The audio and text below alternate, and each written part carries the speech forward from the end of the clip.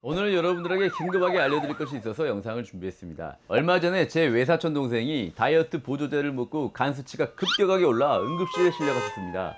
제가 약사다 보니 다이어트 보조제 때문에 간이 손상된 케이스를 많이 듣긴 했지만 실제로 제 주변에서 이런 일이 일어나니까 여러분들 생각이 안 날 수가 없더라고요. 그래서 이참에 여러분들이 많이 드시는 것들 중에 간 수치를 올릴 수 있는 영양제들을 중요한 것 위주로 정리해봤습니다. 보통 간 손상을 확실하게 알아차리는 경우는 피검사를 했을 때인 경우가 많습니다. 그런데 여러분, 피검사 매일 받을 거 아니시잖아요. 영상 끝까지 보시고 혹시나 나도 모르게 간에 무리를 주고 있진 않았나 알아보자고요.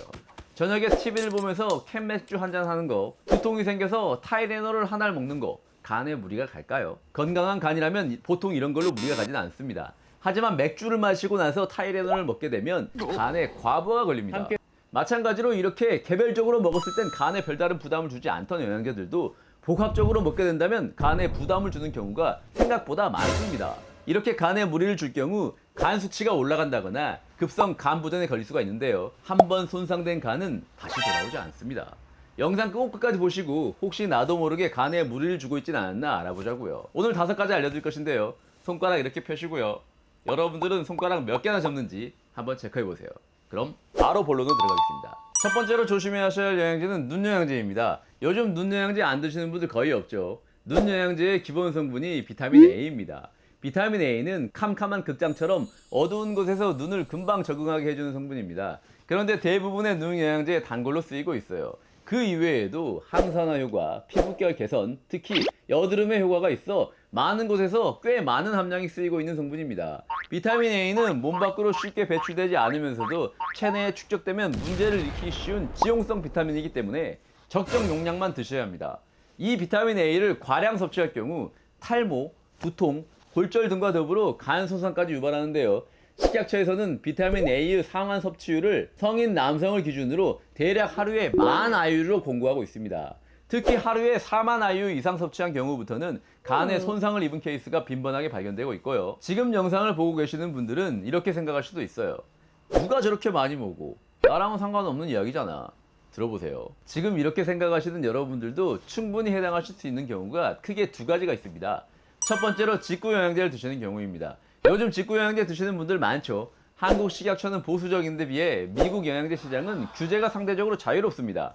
그래서 직구 영양제들은 국내에서 허가받지 않은 성분들도 들어가 있고 함량도 고함량인 경우가 많아요. 거기에 표기 함량과 실제 성분 일치도 낮은 경우가 많습니다. 성분을 정확하게 계량하기도 힘들고 영양 성분들이 유통 과정에서 산화할 것을 가정해 성분을 더 넉넉하게 넣기 때문입니다. 안 그래도 고용량으로 나왔는데 함량 초과했을 것까지 감안하면 직구로 고함량 영양제를 사서 오래 드시는 것을 오징어 약사는 그리 권하고 있지 않습니다. 이 제품은 아이허브에서 눈 영양제로 판매되고 있는데요. 비타민 A의 용량 한번 볼까요? 25,000 IU입니다. 눈 영양제 하나만으로도 벌써 하루 섭취 상한량인 10,000 IU를 훌쩍 넘기고 있죠.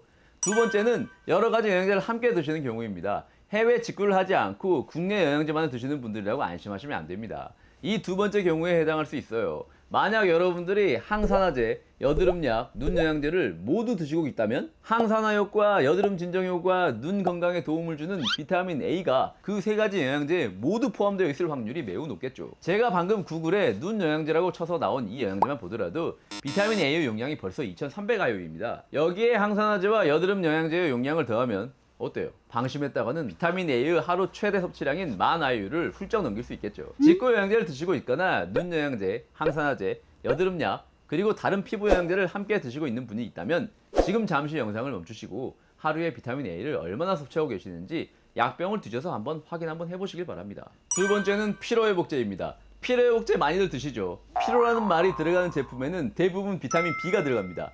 비타민 B는 요즘 간 영양제, 종합 비타민, 마그네슘에도 많이 들어가고 비타민 음료에도 많이 함유된 성분이기 때문에 비타민 A와 마찬가지로 중복해서 섭취하기 쉬운 성분인데요. 특히 비타민 B3인 니아신의 고함량 섭취로 인한 간 손상 유발 사례가 자주 보고되고 있습니다. 식약처 권장량은 성인 남성 기준 하루에 16mg이며 특별한 이유가 아니라면 100mg 이상 섭취하지 않는 것이 좋습니다. 특히 1000mg 이상 섭취했을 때 간 손상 케이스가 발견되고 있습니다. 과잉 섭취 시 간 손상과 더불어 소화기 장애, 시력 약화를 동반하기도 합니다. 특히 요즘은 하루에 100mg을 거뜬히 넘는 고함량 비타민 B군 제품들도 많고 다른 제품들과 복합해서 드셨을 경우 과량 섭취 우려가 높아 주의하시는 것이 좋습니다. 세 번째는 다이어트 보조제입니다. 제가 시작할 때 다이어트 보조제 먹고 응급실 간 외사촌 동생 이야기했었죠. 태영아, 네 이야기야. 집중해. 다이어트 보조제에는 녹차 추출물 성분 중 하나인 카테킨이 많이 들어가 있는데요. 이 카테킨은 생리활성 기능 등급 2등급으로 다이어트에 도움을 줄 수 있는 인증을 받은 몇 안 되는 성분 중 하나입니다. 그러다 보니 대부분의 다이어트 보조제에는 이 카테킨이 들어가 있습니다. 카테킨은 다이어트는 물론이고 항산화와 피부 미용 등의 다른 효능이 있어서 다양한 이너뷰티 영양제로 활용되고 있는데요. 이런 이너뷰티 영양제를 여러 종류 드실 때에도 성분 중복을 확인하시는 것을 잊으면 안 됩니다. 식약처에서 정한 카테킨의 적정 용량은 300mg 정도이고요. 과량 섭취 시 불면증이나 두통, 간 손상 등의 부작용을 가지고 있습니다. 이너뷰티 제품과 카테킨을 함께 드시거나 카테킨이 좋다고 해서 많이 혹은 자주 드시는 분들은 반드시 확인하고 넘어가셔야 하는 성분입니다.